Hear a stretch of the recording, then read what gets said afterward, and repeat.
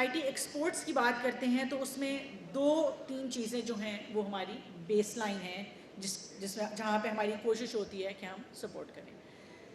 سب سے پہلا جو اور سب سے اہم جو ایک پاکستان کا largest asset that this country has is the youth of Pakistan.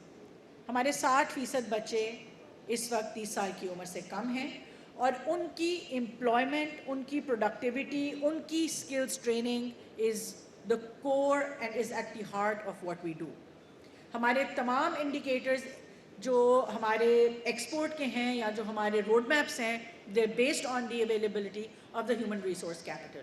ہر سال ہم تقریباً 5 لاکھ سے 10 لاکھ بچہ ٹرین کرتے ہیں حکومت پاکستان کی طرف سے.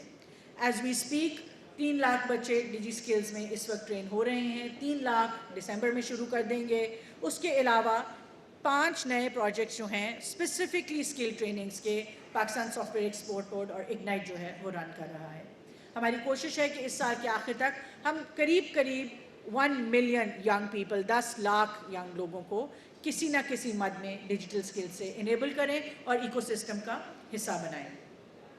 اسی طرح سے جو ہمارا ایک اور بہت اہم کردار ہے وہ پاکستان کی مارکیٹنگ اور پرسیپشن میں ہے. Export is a factor of sales which is a factor of marketing.